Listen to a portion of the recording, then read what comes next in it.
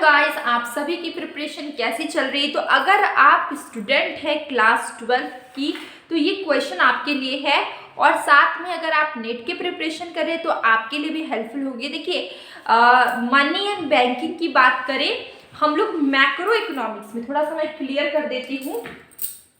Money and banking, ठीक है, money and banking की बात करें तो हम लोग मैक्रो इकोनॉमिक्स में सेंट्रल बैंक, ठीक है, सेंट्रल बैंक पढ़ते हैं।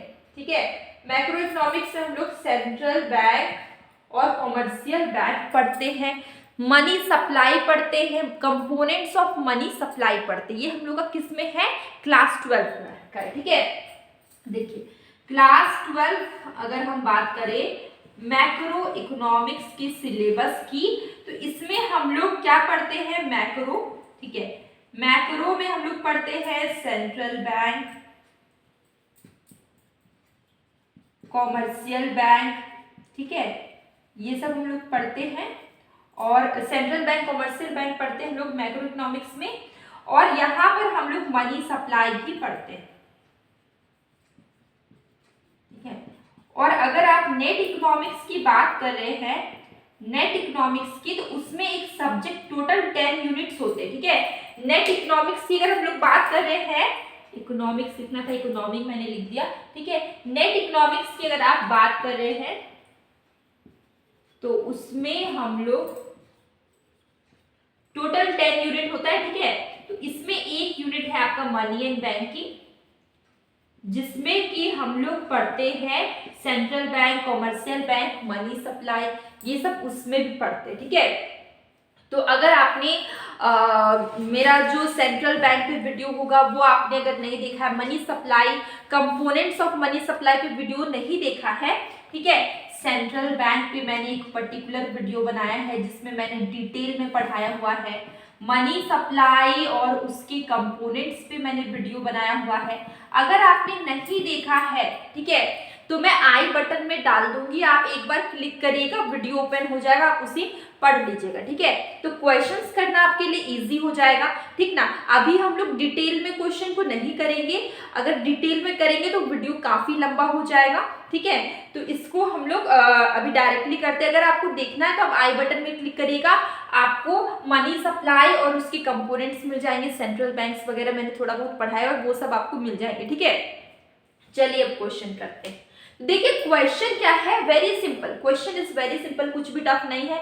देखिए हम लोग को पता है करेंसी नोट्स कौन इश्यू करता है, ठीक है, लेकिन किसी के माइंड में ये सवाल आया है कि जो कॉइन्स होते हैं, जो कॉइन्स होता है वो कौन पब्लिश करता है। ठीक है, तो जो 1 रुपी नोट है और कॉइन्स है, पब्लिश्ड बाय, किसने पब्लिश किया, इंपॉर्टेंट है। ठीक है, तो ये क्वेश्चन देखिए, the 1 rupee note and coins are issue by RBI नहीं होगा, कॉमर्शियल बैंक नहीं होगा, ministry of finance is correct answer. ठीक है, तो आंसर क्या हो गया आपका? C, ministry of finance. ठीक है, क्लियर हो गया।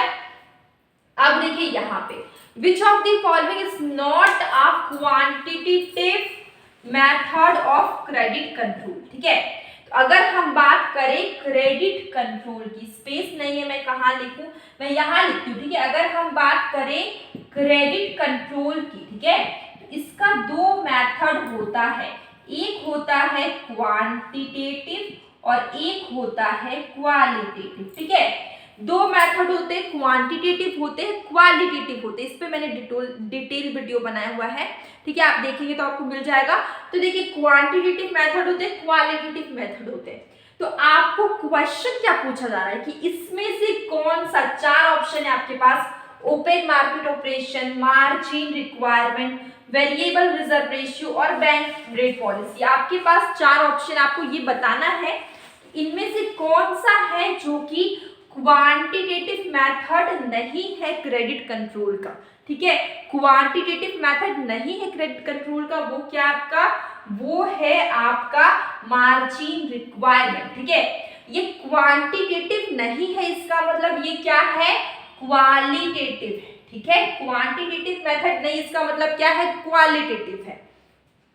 इसके अलावा जो ये 3 ऑप्शंस बच गए, ये तीनों क्या है, quantitative method of credit control. ठीक है, क्लियर हो गया? तो आंसर आपका क्या हो जाएगा? Answer will be B. ठीक है, अब लोग यहाँ पे एक और क्वेश्चन हम लोग ने ले लिया कि आपको क्या बताना है। देखिए यहाँ पे आपको क्या बताना है, क्वेश्चन क्या है, which of the following instrument cannot be used by central bank to control money supply. ठीक है, मनी सप्लाई को कंट्रोल करने के लिए कौन सा इंस्ट्रूमेंट है जिसका यूज, देखिए आप देख पा रहे, विच of the following instrument can not be use, जिसका यूज नहीं होता है मनी सप्लाई को कंट्रोल करने के लिए। ठीक है, अब हम लोग ऑप्शंस देखते हैं। Open market operation, open market operation कहाँ हम लोग ने पढ़ा है? क्रेडिट कंट्रोल मेथड में हम लोग ने पढ़ा है, इंस्ट्रूमेंट ऑफ मनी सप्लाई में पढ़ा है। ठीक है, तो देखिए यहाँ पे ये क्रेडिट कंट्रोल करता है। ठीक है, ये क्रेडिट को कंट्रोल करता है मनी सप्लाई ये में इसमें। ठीक है, ये मेथड है। ठीक है, तो ये ये क्वांटिटेटिव मेथड है, तो ये होगा आंसर में। अगर हम बात करें बैंक रेट भी क्वांटिटेटिव मेथड है मनी सप्लाई का।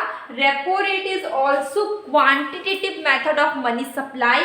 अगर हम बात करें गवर्नमेंट स्पेंडिंग, ठीक है, गवर्नमेंट स्पेंडिंग हम लोग ने कहाँ पढ़ा है? याद करिए, ये हम लोग ने पढ़ा है फिस्कल पॉलिसी में। कहाँ पे पढ़ा है? फिस्कल पॉलिसी में। दो चीजें याद कर लीजिए, मॉनेटरी पॉलिसी और फिस्कल पॉलिसी। तो हम लोग ने फिस्कल पॉलिसी पढ़ी, उसमें हम लोग ने गवर्नमेंट स्पेंडिंग पढ़ा, तो ये पार्ट नहीं है मनी सप्लाई का। तो आपको क्या पूछा गया है? Can not be used by central bank. तो इसका आंसर होगा डी, गवर्नमेंट स्पेंडिंग। आंसर क्या हो गया? डी। तो ये कुछ क्वेश्चंस थे, मैंने थोड़ा इसे बता दिया कि ये किसके किसके लिए इंपॉर्टेंट है।